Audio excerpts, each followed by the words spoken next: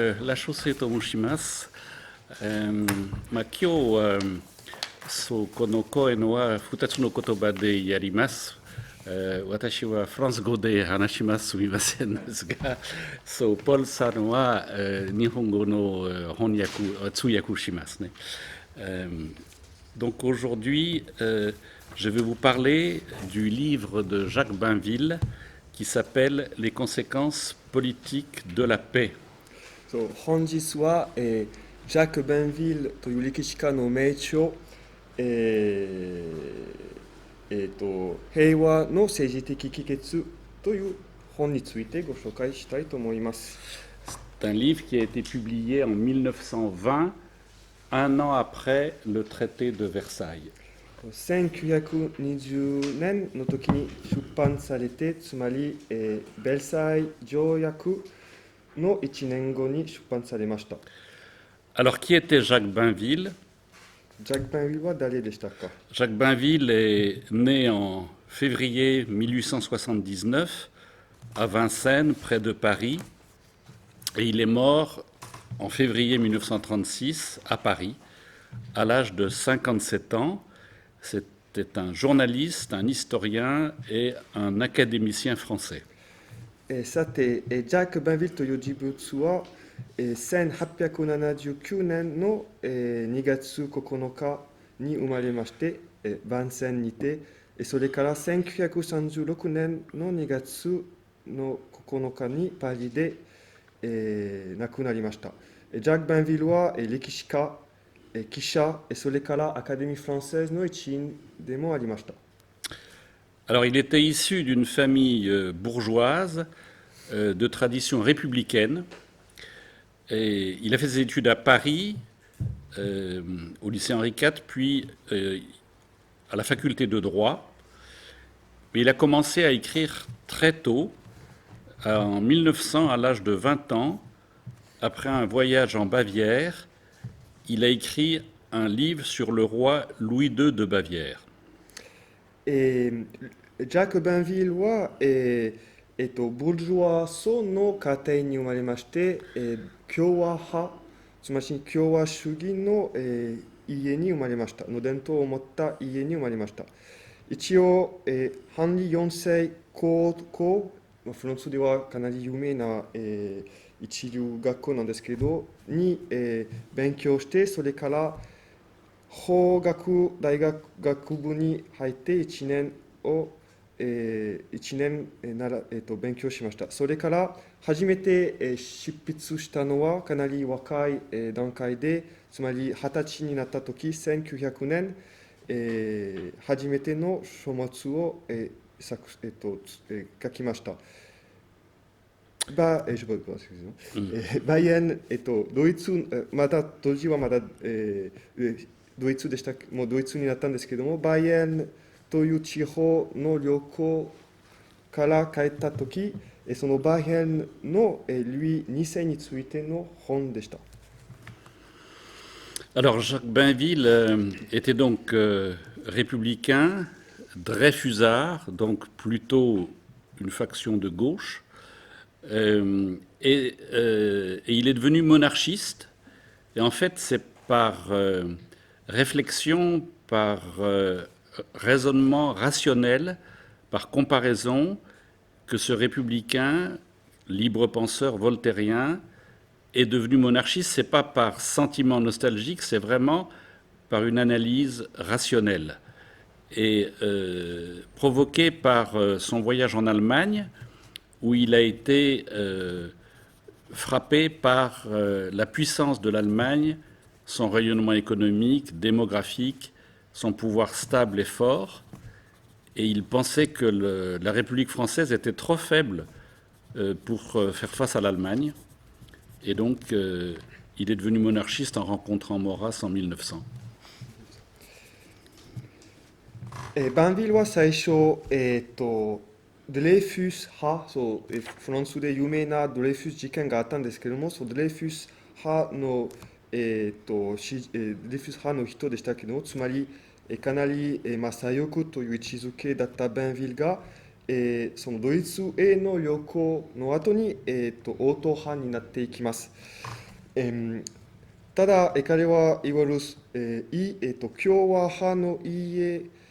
共和派の家に生まれたとして、それからヴォルテーが好きで、それから自由思想の持ち主であったんですけれども、つまり、応答派になったのは、なかなか何か懐かしいから、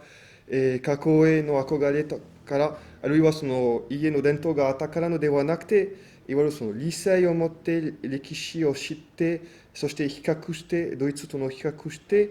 結局、応答派になったわけです。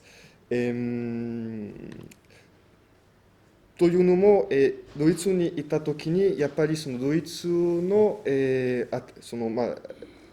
較的に新しい国でしたけれども、でも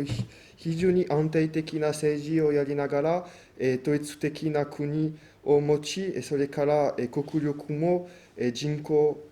としてもかなり強くなってきて、それを見たベンヴィルは、すごいなと思ってて、そして、今のフランスの共和制のままでは、このままだともう全然ダメだということを、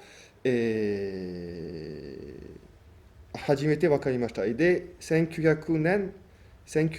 の時、モラスと出会って、彼の、理論などを聞いて、君主制しかないと納得しました。Donc il rencontre Maurras en 1900, il devient journaliste et à ce moment-là il écrit dans plusieurs journaux, dont l'Action française, le grand quotidien des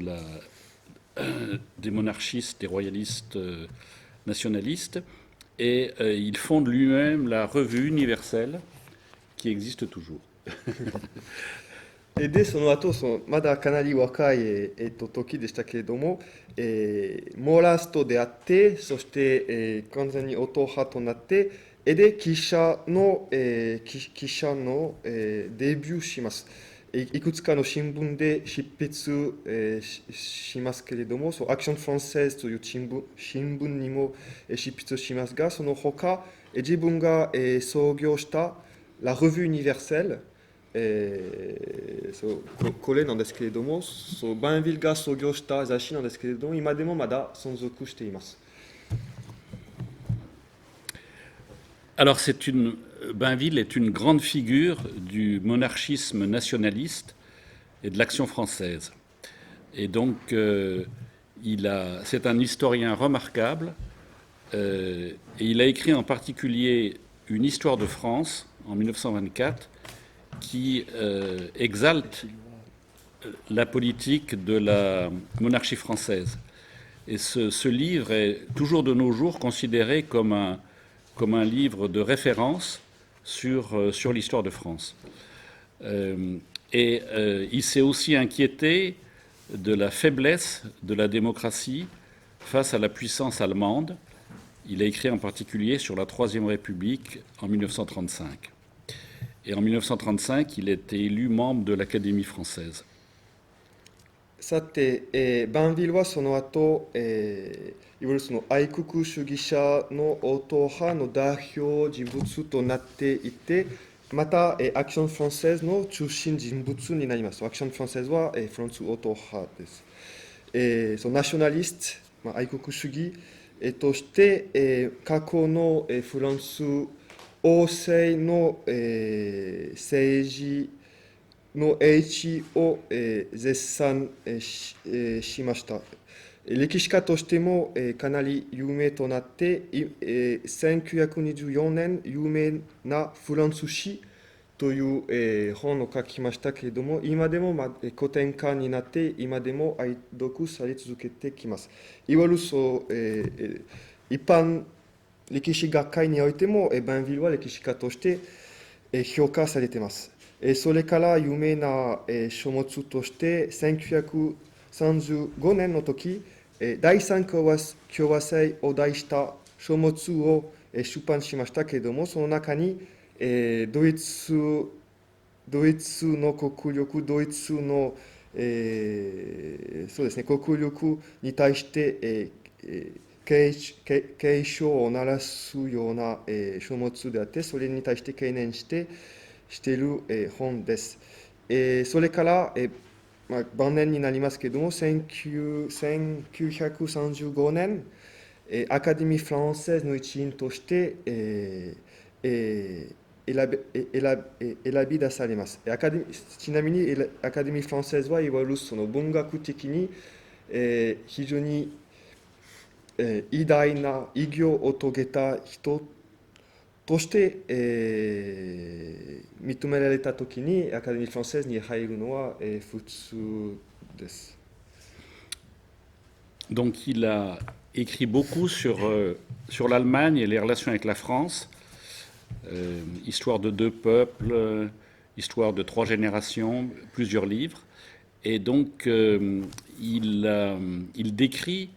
en fait le nationalisme français comme ayant inspiré le nationalisme allemand et donc ayant contribué à l'unification allemande qui a été la cause de nos malheurs, hein, la guerre de 1870, la Première Guerre mondiale, et il ne l'a pas connue, mais aussi la Deuxième Guerre mondiale. バンビールの、歴史家の仕事の成果なんですけれども、彼は非常にそのドイツとフランスの関係の歴史をずっと、研究してきました。その一つの成果として、フランスのナショナリズムを模範にして、ドイツのナショナリズムが形成された結果、ドイツ的なドイツが出来上がって、そのせいでフランスにとって非常に不幸、となったというような説明なんです。つまり、ドイツ的、ジャコバン主義的な、あるいは中央集権的な、フランス革命のナショナリズムに基づいたドイツのナショナリズムの結果、ドイツ的なドイツができて、1870年のフランスの敗北、それから第一次世界大戦の勃発、ギリギリフランスは勝利側にあったんですけども、でも、負けたに同然のような戦争でしたし、それから、バンヴィル自身がその前に亡くなったから、自分の目で見なかったんですけれども、でも第二次世界大戦の王も同じ原因にしていると、バンヴィルが分析しました。Alors on va dire quelques mots sur la France et l'Allemagne. Donc la France est le plus ancien État-nation d'Europe qui a été forgé par une succession de 40 rois et qui a toujours eu à lutter pour son existence contre des ennemis extérieurs. Alors je vais vous citer une phrase de Bainville tirée des conséquences de la paix. L'histoire des rapports de la nation française et de la nation germanique peut se résumer ainsi. Il y a eu antagonisme, conflit violent chaque fois que l'Allemagne a été une grande construction politique, que ce fut l'Allemagne d'Othon, l'empereur Othon, bataille de Bouvines en 1214, de Charles Quint, 200 ans de lutte contre la maison d'Autriche, ou des Hohenzollern, Guillaume Ier, Guillaume II. さて、これから、フランスとドイツについてちょっとお話ししたいと思います。フランス、という国は、西ヨーロッパ、ヨーロッパにおいて、国民国家として一番、古い国であって、歴代国を40代にわたって少しずつ作り上げられた国なんですけれども、最初からずっと、外からの、敵と戦って、いわゆるその存在するためにフランスはいつもその外からの侵略と戦わざるを得なかった歴史があります。で、次は、バンヴィルの、書物の引用になります。ちょっと読ませていただきます。大まかに長い歴史を見ていくと、フランスとドイツとの関係を次のように要約できよう。対立あるいは激しい戦争になった時というのは、必ずドイツは中央主権的な大国になった時だった。例えば、オトー皇帝のドイツにせよ、カール5世の時代にせよ、今の Hohenzollern ke niseyo, rikishi wa kurikaesarete iru. Alors, l'Allemagne, depuis le traité de Westphalie en 1648, donc pour nous sous notre roi Louis XIV, pendant plus de 200 ans, exactement 222 ans, n'a pas été une menace pour la France parce que l'Allemagne était divisée en 350 États et principautés. Et suite aux guerres de Napoléon, s'est développé un nationalisme prussien qui a abouti à la guerre de 1870, à la défaite de la France, à l'unification allemande déclarée dans la galerie des glaces du château de Versailles le 18 janvier 1871. Donc la paix a régné tant que l'Allemagne était divisée, et quand elle s'est unifiée, à ce moment-là, ça a généré 3 guerres.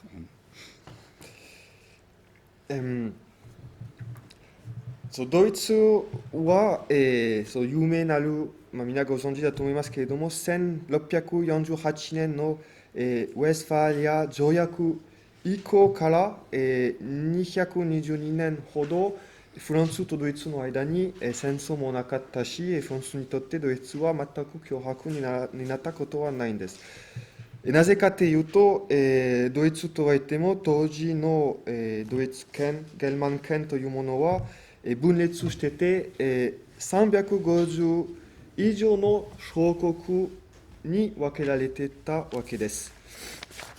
で、1870年の、の時、いわゆるそのプロシアのナショナリズム、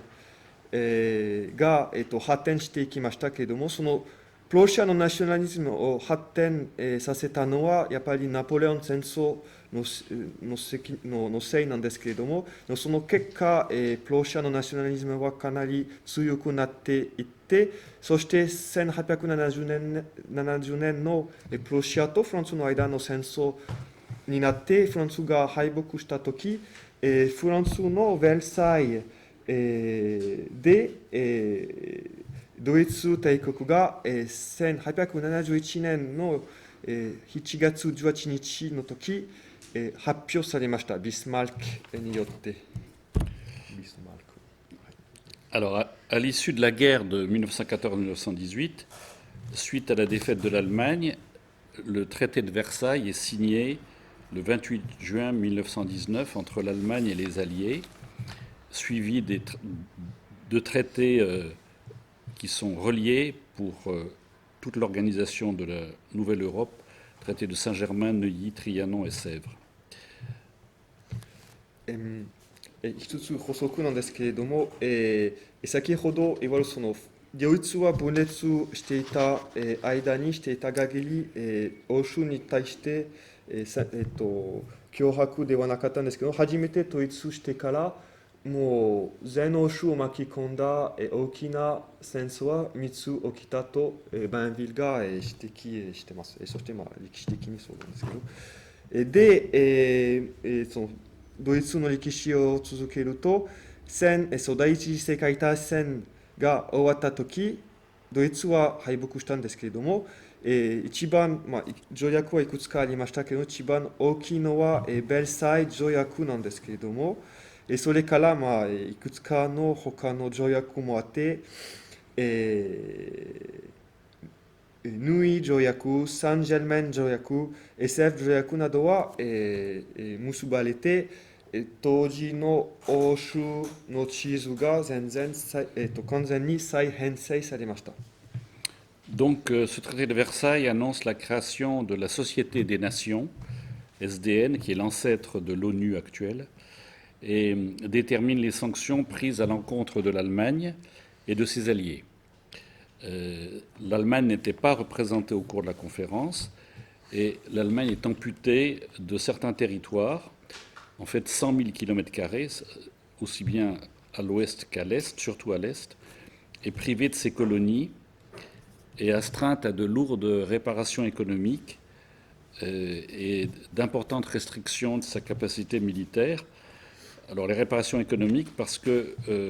les 4 années de guerre sur le front de l'Ouest s'étaient déroulées entièrement sur le sol français, d'où de nombreuses destructions qui nécessitaient réparation. ベルサイ条約は、結ばれた時、そのと同時に、国際連盟の、創立も発表されました。国際連盟は、現在の国連の前身なんです、なんですが、そして、その条約の時もドイツに対する、罰も、賠償も、宣言、発表されました。ちなみにそのベルサイユ条約の時に、ドイツは交渉の席に座ることはできなかったんです。つまり、何にも口を出すことはできなかったんですけれども、で、その結果、条約を見ると、まずその経済的な、賠償は、かなり重かったです。それから、一部の、領土が奪われました。10万平米ぐらいなんですけれども、また、軍事でいうと軍隊の、整備に対する制限などが設けられたんです。なぜ経済的な賠償があったかというと、その第一次世界大戦4年戦争になりましたけれども、4年間ずっと、前線は、フランス国内のフランス領土で戦争が展開されたわけで、いわゆるその物質的な、破壊は、主に、フランスの領土の中にあったということから、賠償を要求することになりました。Alors, une des conséquences très importantes du traité de Versailles, c'est le démembrement de l'Autriche-Hongrie. Donc, si vous regardez sur la carte, ici vous avez le grand empire austro-hongrois qui comportait le sud de la Pologne, la Tchéquie actuelle, la Slovaquie, la Slovénie, la Croatie. Et donc cet empire austro-hongrois a été divisé selon le principe des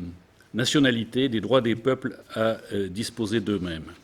Et le territoire de la Hongrie a été réduit des 2 tiers. で、ベルサイ条約の一番大きな、結果は、オーストリア・ハンガリー帝国の分裂でした。戦前、その第一次世界大戦の前に、その地図を見ると、オーストリア・ハンガリー帝国はこの大きなものでしたけれども、それは後の地図になりますけれども、国民自立という、ウィルソンが宣言した、原則に基づいて、ハンガリー、オーストリア・ハンガリー帝国を分裂させて、それぞれいろんな国、クロアチア、チェコスロバキア、ポーランドなども、いろんな国に分裂させて、その結果、オーストリアは、vous avez dit 2 tiers? Non, c'est la Hongrie qui a été réduite des 2 tiers. ハンガリーは元の領土から、3分の2は奪われたのです。C'est le traité de Trianon. Très mauvais souvenir pour les Hongrois. Ils nous en veulent beaucoup. トゥリアノン、条約によってその分裂が決まったんですけれども、今でも、その時ハンガリーの領土の、縮減が決まって Toute cette partie-là appartenait à la Hongrie et maintenant ça appartient à la Roumanie. Et フランスに対する恨みがそれでハンガリーでそれで生まれました。全くハンガリーをその当時のフランス外交が守らなかったからクレマンソのせいで左翼のクレマンソ首相のことでそういうことになります。Alors maintenant je vais vous parler du livre, les conséquences politiques de la paix, après cette introduction. Alors Jacques Bainville, dans ce livre, il critique Clémenceau, qui considère comme comme pacifiste, également à cause du démembrement de l'Autriche-Hongrie. Et donc, ce pacifisme a conduit à ne pas demander des sanctions suffisantes à l'Allemagne, au cas où il ne respecterait pas le traité de Versailles, ce qui s'est passé. Et alors, dans ce livre, Bainville annonce 15 à 20 ans à l'avance le processus qui va déclencher la Seconde Guerre mondiale. Donc ça, on le voit sur la deuxième carte. Hein. Donc l'annexion des Sudètes, hein, c'est-à-dire les Allemands qui habitaient en Bohême, donc l'annexion de la Tchéquie, l'annexion de l'Autriche, et puis après ça, il y a l'histoire du corridor, du couloir de Danzig, qui séparait la Prusse de la Prusse orientale. Donc Bainville a prévu tout ça. Hein. L'annexion de l'Autriche par le Reich allemand, la crise des Sudètes avec la Tchécoslovaquie, où il y avait 3 millions d'Allemands, et le pacte germano-soviétique contre la Pologne. Hein. Donc, il a écrit une phrase célèbre qui était « Il s'agit d'une paix trop douce pour ce qu'elle a de dur et de trop dur pour ce qu'elle a de doux ». Gambatte kudasai. さて、バンビールの、代表、的な書物を、これからご紹介していきたいと思います。本番に入ります。平和の政治的帰結なんですけれども、その中にジャック・バンビールは何と、分析したでしょうか。まず、クレメンソ平和主義者だった、クレメンソ当時の首相なんですけれども、その戦争が終わった時に、フランスを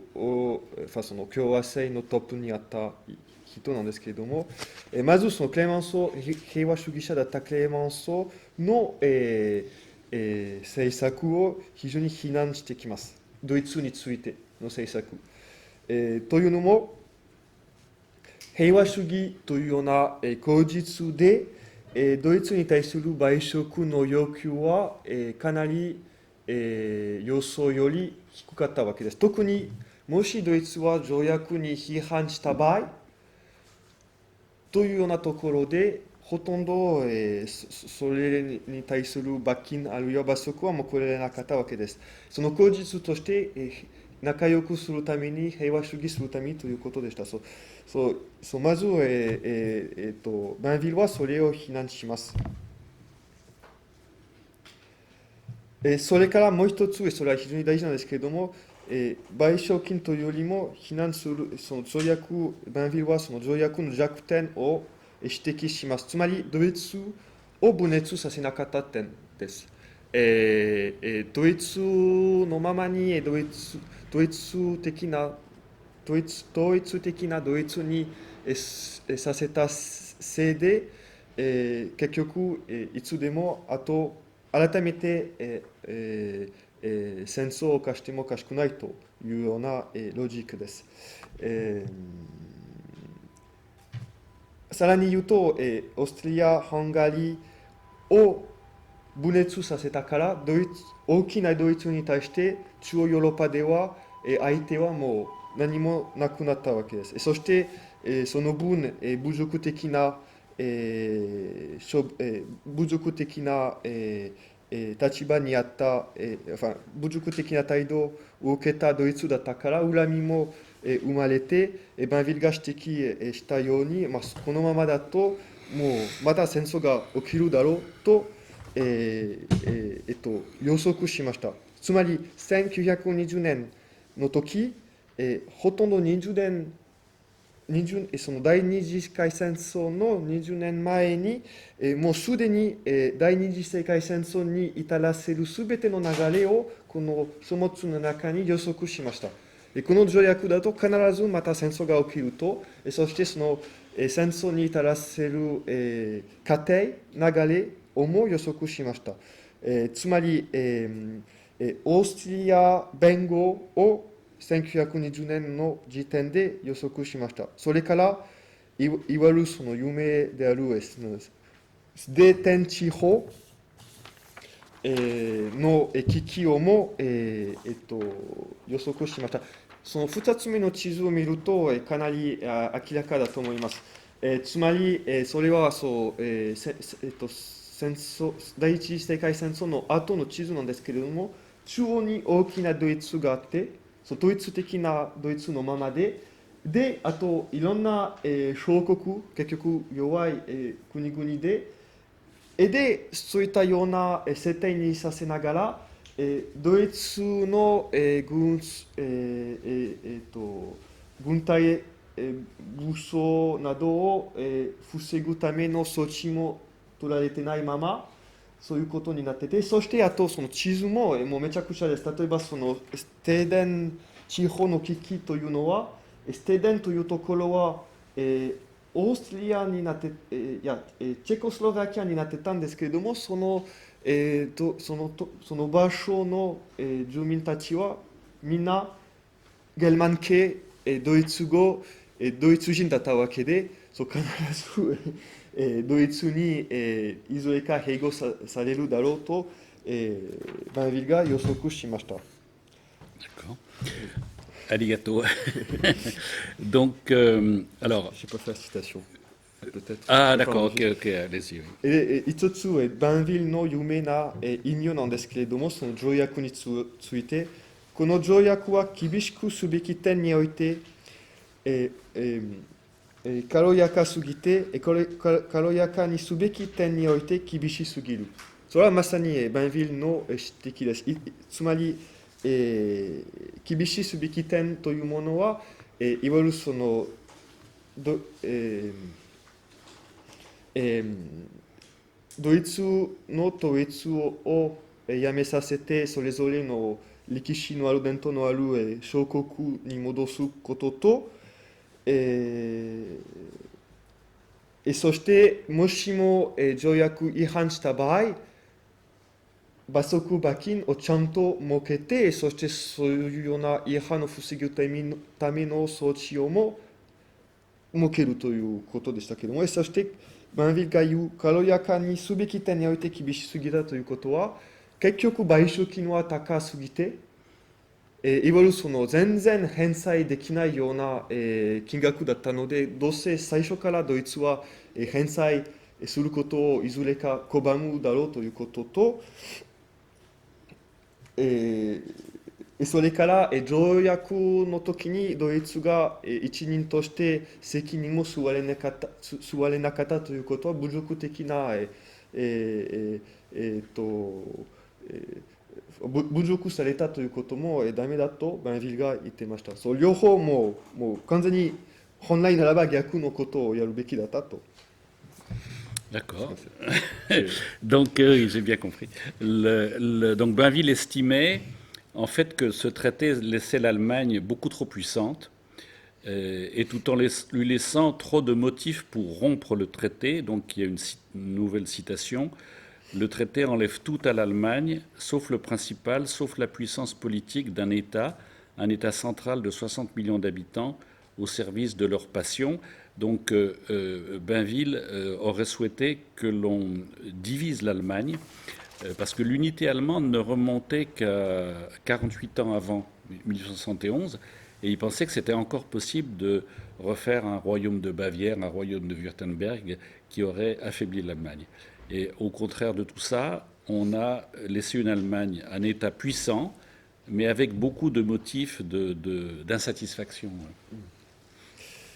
で、要約すると、バンヴィルのドイツベルサイユ条約に対する、評価はこうなります。つまり、ドイツは、かなりの力を残したまま、した点においてもう、ダメだと。そしてそういうふうに、ドイツ的なドイツにさせたままと言いながら、いろんな、不満、ドイツにとって不満なことも非常に多く残して、その両方があるから、いずれかまだ戦争が起きるだろうと。で、バンヴィルの、指摘というのは繰り返しになりますけれども、そのドイツの統一した国家というものはもう最近のことで、そのベルサイユ条約の時点で48年前のことでしたので、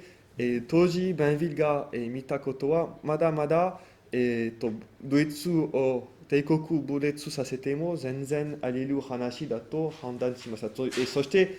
バイヘン、ウルテンベルグ、いろんなその伝統のある歴史のあるいろんな王国があったんですけれども、その時はまだそれを復活させることは現実的な話だったわけです。で、バンヴィルの引用なんですけれども、つまりドイツ的な中央集権の国家をドイツに持たせたままにしているから、ドイツの権力の回復は時間の問題だ。その国家は、6000万人のドイツ人の力を持ち、この大きな権力は将来ドイツの劇場に操られるだろう。Alors, on va voir la liste des problèmes. Donc, d'abord, à l'Est, l'Allemagne avait perdu beaucoup de territoires. On le voit en regardant les cartes, avec la création de la Pologne et de la Tchécoslovaquie, mais ces deux pays étant trop faibles pour lui résister. Et en plus, avec une aberration, c'est la ville de Danzig, Gdansk actuellement, qui était en territoire polonais, mais qui était une ville allemande. さて、これから、もうちょっと、細かくベルサイユ条約の理不尽さをちょっとご紹介していきたいと思います。理不尽さというか問題、その条約が作った問題をご紹介していきたいと思います。まず、ドイツの東側の領土についてなんですけれども、東では、ドイツからかなり広い領土を奪わせたわけです。そして、独立したポーランドと独立したチェコスロバキアを作ったんですけれども、でも両方ともやはり弱い国で、ドイツに比べたらかなり弱い国で、何も抵抗できないような国のままでした。で、さらに言うと、これは非常に非常識でしたけれども、昔から、ドイツ、ゲルマン系、プロシアの領土だった、ダンツヒですね、この、北の海、ここにあるダンツヒ、という町を、ポーランドに持たせたわけです。ただ、それは昔からプロシアの町で、そしていろんな意味でプロシアの歴史的に中心になったその町だけみんなドイツ人だったのにポーランドに持たせたわけです。それは当たり前のようにドイツを不満にさせることです。Alors ensuite, du côté ouest, le traité avait prévoyait la démilitarisation de la rive gauche du Rhin. Hein. Et donc, c'était une clause déjà humiliante pour les Allemands et ensuite extrêmement facile à violer, hein, ce que les Allemands ont fait en 1936, je crois. Et donc, il n'y avait aucune garantie pour la France que ce territoire resterait démilitarisé. さて、今度、西側の方なんですけれども、条約は一応その、蘭側の、西岸の非武装化を、予定していました。というか、決定しました。しかしながら、2つの大きな問題がありました。一つ、まずその非武装化という設置はドイツに対して侮辱的な、決定だったことは一つの問題と、そして結局非武装化を決めたのに、非常に、破りやすい、項目だったわけです。つまりドイツがその非武装化を破ろうと思ったときに簡単に、できたわけです。そして実際1936年やったわけですね。つまり、侮辱的な項目を設けながらそれを、守るための措置を十分に、設けなかった、理不尽な。Alors, au sud, donc, il y a la question de l'Autriche. Donc, l'Autriche a été réduite à sa partie population allemande, alors qu'on laissait, donc c'est une anomalie, puisqu'on laissait une Allemagne unie avec toutes les autres populations allemandes, sauf la population autrichienne. Donc, on a eu automatiquement, prévu par Bainville, l'Anschluss en 1938. さて、南の方も、見ていきましょう。その南は、オーストリアの問題です。オーストリア、戦後のになって、オーストリアは、いわゆるそのゲルマン系の住民だけで、オーストリア国が、決められたわけです。それは、当時のいろんな専門家、専門家から見ても異常なものであって、非常識なものであって、つまり、もうドイツ人っていうかそのゲルマン系の人々だけ残った小さいオーストラリアの隣の国は大きなドイツ的なドイツだったということで、それを見て、バンビルは予測しましたけども、でも地図を見るとかなり当たり前のように見えなくもないんですけども、いわゆるその1938年の、オーストリア、ドイツとオーストリアの併合は、時間の問題だということです。Ensuite, il y a la question des dédommagements, donc qui n'ont pas été fixés par le traité, renvoyés plus tard, et qui ont fait l'objet de nombreuses contestations, et qui, en fait, n'ont pas été payés complètement pour réparer toutes les destructions qui avaient eu lieu en France. それから賠償金の問題もありました。条約の時点で賠償金の全額の金額はまだ決定されていなかったわけですね、その最終的な金額は。で、1935年になったら決めましょうというような項目でした。で、そのせいで、いわゆるその結局、決めようとも結局何も決定してないようなもので、いろんな訴訟の問題が起きて、起きりのないドイツ対フランス対イギリスのなんか揉め事になったりしました。で、それを見てバンビルが予測しました。こういうような非常に曖昧な項目のせいで結局いろんな異論が出て、訴訟が出て、もしかしたらその軍事的な、軍事的な発揮を、やってもおかしくないでしょう。いずれか、そのせいで。Alors, ensuite, le traité ne prend pas en compte le déséquilibre entre la France de 40 millions d'habitants et l'Allemagne de 60 millions d'habitants, déséquilibre économique et démographique. そして、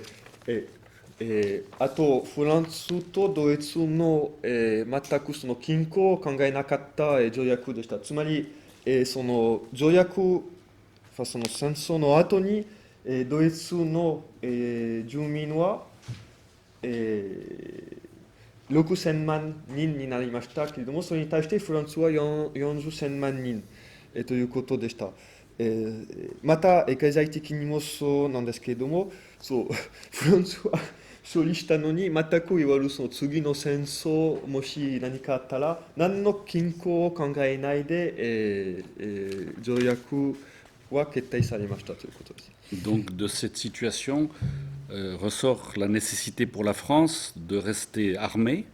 Donc c'est un très lourd poids économique pour assurer cet équilibre en Europe. Et donc pendant ce temps-là, l'Allemagne, qui n'a pas de dépenses militaires, au moins jusque dans les années 33-35, donc a pu reconstituer ses forces, et la France était obligée de dépenser beaucoup d'argent pour sa défense. で、その結果、おぼつかない条約の結果、その当時のフランスは結局、武装しているままに、せざるを得なかったわけです。もう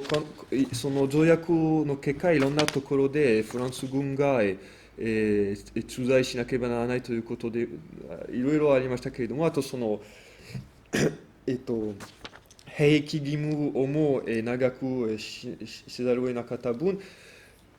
軍事の費用はかなり高くて、その経済的な回復、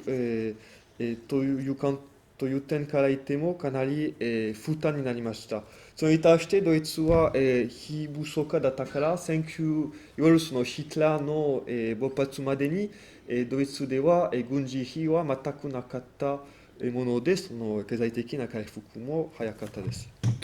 Alors, le dernier point, c'est l'influence des Américains et des Anglais a été très forte sur le traité de Versailles. Et en particulier, les Américains, le président Wilson, ont apporté un aspect moral, puritain, et ont insisté sur les aspects économiques plus que sur les aspects politiques. Donc ils n'ont pas mis en place une solution politique pour éviter la guerre. Et donc une autre citation de Bainville, c'est quant au premier des points, celui qui tient le reste en sa dépendance, l'équilibre des forces, c'est au contraire celui qui n'est même pas considéré. D'autres traités avaient été des traités politiques, celui-là était un traité moral. Donc il n'y a pas eu la solution politique mise en place pour assurer la paix. On a fait de la morale et de l'économie. そして、バンヴィルの最後の評価なんですけど、おそらくそれは一番大事な評価だと思われます。つまり、イギリスとアメリカの影響は、その条約の、に対して、その影響力は非常に大きかったわけです。で、結果、経済的な、道徳的な条約になってしまいました。つまり、道徳、ピューリタン派的な道徳と経済を重視した条約でした。で、そのせいで、政治が完全に無視された条約です。つまり、新しい戦争を避けるためというようなところは完全に無視されたわけです。次はメンヴィルの引用です。ところが、国々の国家権力の間の均衡という重要な問題こそ、本来ならば条約のすべての項目の目的であるはずなのに、今回は全く考慮されなかった。かつて平和条約は政治的な効果を求めて作成されていた。ところが、ベルサイユ条約はそういうところはなかった。道徳的な条約となった。つまり、ドイツを罰するためのもので、そして、イギリスとアメリカなど、いわゆるその経済的な賠償金など、経済を見るものでも政治は全く考慮されなかった。つまり、道徳的と経済的な条約になってしまいました。Et enfin, donc, Bainville pensait que les considérations économiques étaient fausses. Donc, il y a un auteur très connu, le fameux économiste anglais Maynard Keynes, qui a écrit un livre juste après le traité de Versailles sur les conséquences économiques de la paix. Et donc, en fait, il était pour épargner l'Allemagne, lui faire payer le moins possible, et il avait une vue très positive de la suite des événements, qui était fausse. Et donc, il y a une citation de Bainville. Donc, l'ouvrage retentissant de Keynes, Les conséquences économiques de la paix, est un pamphlet d'apparence scientifique qui a obtenu un succès de curiosité et de scandale par les paradoxes dont il est rempli. Il est devenu le manuel de tous ceux qui désirent que l'Allemagne ne paye pas ou paye le moins possible les frais de son entreprise manquée. La thèse de Keynes est bien connue. Elle a exercé une action certaine sur l'opinion et sur le gouvernement britannique. Keynes voit noir pour les pays vaincus. Il est optimiste pour les vainqueurs. Son évaluation des dommages que la France a subis est très basse. Dans son parti pris évident pour l'Allemagne, la thèse de Keynes est déjà jugée. Ce qu'elle a de futile en général tient dans cet exemple-là. Voilà, donc critique de Keynes. で、そのバンヴィルの書物の中に、あと、非常に有名になった、ケインズの、平和の経済的な帰結を強く非難します。いわゆるその経済より政治を見るべきであるということで、そのケインズの楽観主義的なところを非難します。そしてその後、ケインズのすべて、予測してたこととか分析したこととか結局、間違ったわけですけど、こういうふうに、バンビが、指摘します。甚だしく話題となったケインズの書物は科学的なメンズをかぶりながら証拠のない意見文書に過ぎない。もう逆説や矛盾に満ちているからこそ面白く賢く楽しくお騒がせするような書物であるからこそ人気となった。今日、結局失敗となった戦争の敗北者、ドイツが、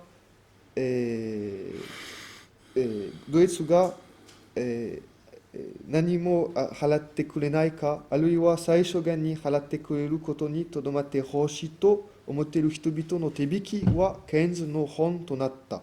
ケインズの主張は有名となった。この主張は英国の政府へかなりの影響力を及ぼしたことは間違いないのです。ケインズの書物では敗北の国々の被った弊害は過剰評価されている。逆にフランスが被った弊害などは過小評価されている。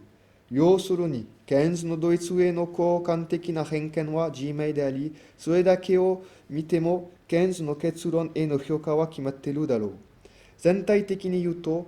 軽薄な主張に過ぎないが、このような偏見という事例を見るだけでも、どれほどくだらない書物であるか確認できることだ。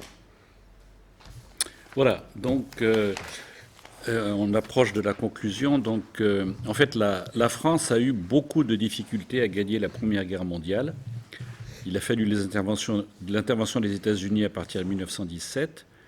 et la révolution en Allemagne avec le renversement du Kaiser pour arriver à la victoire. Mais le 11 novembre 1918, l'armistice a été signé alors que les troupes allemandes étaient encore sur le sol français. Donc les Allemands n'ont pas eu le sentiment de perdre la guerre et les clauses imposées par le traité de Versailles leur ont paru injustes et ont généré un esprit de revanche. En plus, les Américains sont rentrés chez eux, ils ne participent pas à la SDN, les Anglais ont obtenu ce qu'ils voulaient tout de suite avec la fin de la concurrence maritime allemande, ils sont donc moins intéressés par les affaires du continent, l'alliance russe n'existe plus à cause de la révolution bolchevique, donc la France se retrouve seule face à une Allemagne puissante. Jacques Bainville a parfaitement bien vu le danger en cas d'arrivée au pouvoir d'un homme fort à Berlin, et c'est exactement ce qui s'est passé. そう結びに入っていきますけれども、そう要約すると第一次世界大戦の時、フランスは非常にかろうじてギリギリ勝ちました。アメリカの戦争参加もなければ勝てなかったし、それからドイツでは皇帝に対するクーデターがあったおかげで結局勝利につながったわけです。しかし、その1918年の11月11日はその戦争停止の協定が結ばれたときに、まだドイツ軍はフランス領に滞在してたわけです。つまり当時のドイツ人にとって負けてないだろうという気持ちでした。さらに言うと、そのベルサイユ条約の理不尽な項目を受けて、非常にドイツでは恨みが生まれました。そして、いわゆるその復讐という報復という精神がそれで生まれました。また、いろんなお騒がせしながら国際連盟を作ったのに、結局アメリカはそれに参加しないで、アメリカの方に帰って、いわゆるそのもう外交をやらないというような方向性で欧州と関わらないようになったんです。そしてロシアでは革命もあって、つまりフランスはもう孤独になっていきます。完全に、それは第一次世界戦争の前にいろんな同盟の国々があったのに、そのギリギリ勝てたことに対して、その後もフランスは完全に孤独となっていきます。で、バンヴィルが予測しました。もしもドイツで強い指導者が現れたら、必ずまた戦争になるでしょう。そしてそのヒトラーが現れてそうなったのです。C'est notre théorie. Encore une citation de Bainville donc sur l'aspect politique. Hein. Les conséquences politiques de la paix sont donc bien plus importantes que les conditions économiques. Il est plus difficile de les déduire avec rigueur, mais quelques principes tirés de l'expérience et du bon sens peuvent y aider. Donc Bainville procède par analyse, hypothèse, et celle-ci se montre juste dans la plupart des cas grâce à ses grandes connaissances historiques et culturelles. Sans négliger l'importance de l'économie, Bainville démontre l'importance de la politique. さて、ベンヴィルのもう一つの引用をさせて、ください。平和の経済的帰結よりも平和の政治的帰結こそは多くあって重大である。平和の経済的帰結よりも平和の政治的帰結の方が確認しづらいが、経験と良識に基づいた小原則と諸原理の助けを得て、これらの帰結を確認することは可能である。つまりはここで経済より政治の方が大切であることを説明します。バンヴィルの、分析のやり方はいわゆるその現実確認、それから、過去歴史を見て分析して仮説を組んで、そして帰結を出す結論を出すということなんですけれども、すごいことに、ベンヴィルの多くのそういったような予測は実現しました。予測した通りに実現したわけです。なぜかというと、彼はやっぱり歴史をも文化をも文明をもかなり教養のある人でいろんなことをしてたから、過去もしてたから、そういうような予測ができました。もちろん経済を無視すべきではないということもベンヴィルが指摘しますけれども、ただいろんなところで経済をそのふさわしいところで考えて、でも経済より政治こそ決定的な重大さを持っているとベンヴィルが言っています。Alors, pour illustrer cette importance de la politique, on peut faire une comparaison avec notre période actuelle. Si on prend par l'exemple de la Russie de Poutine, par exemple, son PNB est le 10e mondial au niveau de la Corée du Sud. C'est 8% ou un 12e de celui des États-Unis, donc c'est très faible. Et cependant, la Russie joue un rôle politique beaucoup plus important que le Japon ou l'Allemagne, qui sont 3e et 4e PNB mondiaux respectivement. Donc c'est pour montrer, bon, bien sûr l'économie est importante, mais la stratégie politique, la volonté politique, c'est excessivement important. L'analyse politique, c'est très important. Voilà. さて、一つの事例を取り上げたいと思います。なぜ経済より政治が大事であるかということをちょっと示す事例なんですけれども、現代のロシアを取り上げましょう。現代のロシアは、経済的でいうと、いわゆるその国民総生産でいうと、第10の国なんです。かなり、後ろの国であるはずです。大体、韓国と同じような経済規模です。ロシアですね。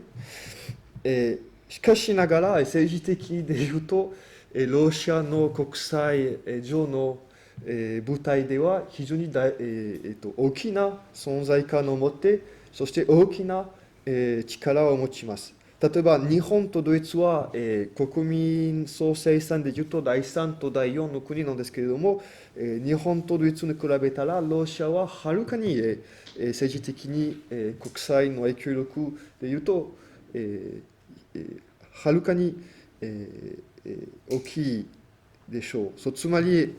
これで示したかったのは、どれほど政治的なビジョンを持って、どれほど政治的な分析が重要であって、どれほど、強い政治意志を持つことは大事であることを示した方です。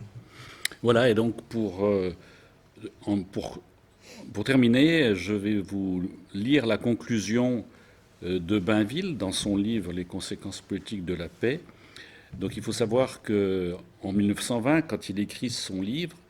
la France est dirigée par ce qu'on appelle le bloc national, ou la Chambre Bleu Horizon. Hein. C'est une coalition résultant des élections de 1919 qui ressemble à les partis du centre et de la droite. Hein. Et cette alliance a été au pouvoir jusqu'en 1924, où après, malheureusement, on a eu le cartel des gauches. Et donc,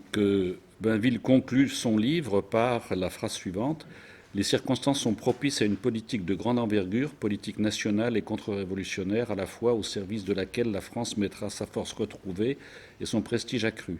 Il n'y a pas d'autre issue aux difficultés innombrables que nous ont léguées la paix. Nous souhaitons seulement à la Troisième République, dans la voie nouvelle où l'on introduit des événements de ne pas finir par un contresens, comme la Seconde République avait fini. Et malheureusement, c'est ce qui s'est passé quand la République s'est effondrée en mai-juin 1940. で、最後に、バンヴィルの結論を、バンヴィルの書物の最後の文章をちょっと、翻訳、引用させていただきたいと思います。1920年の時に、ちなみにフランスで国民ブロックという、政権でしたけれども、かなり右派でしたけれども、政治同盟でしたけれども、それは1924年まで続いて、その後ずっと、ほとんどずっとその、左派などが政権になっていきます。で、こういうふうに、バンヴィルが結論します。1920年の時ですね。大規模の政策と外交を展開するために、つまり祖国のための政策をするために、反革命的な政策を実施するために、かつてより現状ははるかに良いと思われます。このように国力が回復したフランスは、この政策のために尽くし、国際上にも国威は増えるでしょう。平和条約が作った数えるないほどの問題と困難さを乗り越えるために、こういった反革命的な祖国を思う政策しかありません。我々は一つだけ願ってなりません。最近の出来事の結果、新しい環境の中にあるフランス第三共和制は、フランス第二共和制のように矛盾ばかりの政策や方針の結果、惨めに終わらないように願う次第です。残念ながらも、1940年の5、6月の時、同じく第三共和制は崩壊しました。Voilà. ご清聴ありがとうございます。Merci, bravo. Vous avez les livres. ドイツのお話で、ドイツ強い指導者が現れると戦争が起こる。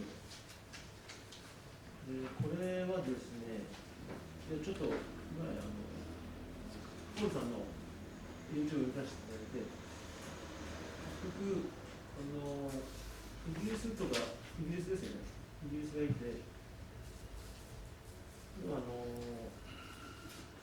彼らとしては大陸の覇権をある意味握るために、大国のドイツとフランスを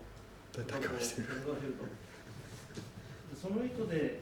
やっぱりそういう強い指導者っていうのを、例えばそのバランスですよね。フランスが強くなればドイツに行って、ドイツが強くなっても、そこで指導者を作って戦わせて疲弊させると。そして、その英国がそういうある意味覇権というかですね、そういった意味がやっぱあるんですね。強い指導者が現れて戦争を起こすというのは。Donc la question c'est parce que la politique de l'Angleterre c'était donc de vouloir garder l'hégémonie sur les mers mais aussi sur le continent. Donc Oui. elle a toujours fait comme politique de s'allier avec le second pays. Ils ont toujours voulu empêcher un pays de dominer l'Europe. Voilà, c'est ça. Et donc ils étaient contre Napoléon quand Napoléon dominait l'Europe. Voilà, c'est ça. Et ils ont changé leur alliance à partir de 1905, l'entente cordiale, parce qu'il y avait la montée en puissance industrielle, économique et maritime de l'Allemagne avec leurs colonies, etc. Et donc, du coup, ils se sont rapprochés de la France. Oui. Ça a toujours été la politique de l'Angleterre. Toujours, toujours, Et toujours. sa question c'était est-ce qu'il y a un rapport avec l'apparition d'un homme fort en Allemagne et la politique anglaise. いわゆるその関係、強い指導者と英国の関係はあるかという質問ですか？小国の時はあれでしょう。で、こう強い指導者が集まったらどういう一つになった時に強い指導者が集まった時に指導者が出てきた時に戦争を行うという。バンビルの指摘は起きますね。そうっていうか強い指導者が現れたら戦争がもう起きちゃうだろうということで、でその時イギリスは、フランスと結局手を組んで、ドイツは強すぎるから、であと第二次世界戦争になってしまいますけど。やっぱ強い指導者っていうのはどうしてもその戦争に行っちゃうんですかね。そういう流れというか、その時のドイツの、歴史ではそのバンビルの予測は今の現状ではその条約の現状ではそしてそのドイツの状況を見るといずれか強い指導者が現れるだろう。ヒトラーじゃなくても全然いいんですけど誰でもいいんですけどその強い指導者が現れたらもうそういったような地政的な全体があるからもう戦争になっちゃうでしょう。なぜかというともう恨みがあるし、めちゃくちゃな国境などもあるし、そして、フランスなどはもう弱い政治ばかりで何も抵抗できないしもう戦争になるでしょうという予測ですね。結局実現しましたけど残念ながら。はい、賛成します。今の中国もそうですね。中国。そうですね。そうですね。似ている。似ています。だから頑張ってくださいね。日本の政治を取り戻さないと。はい。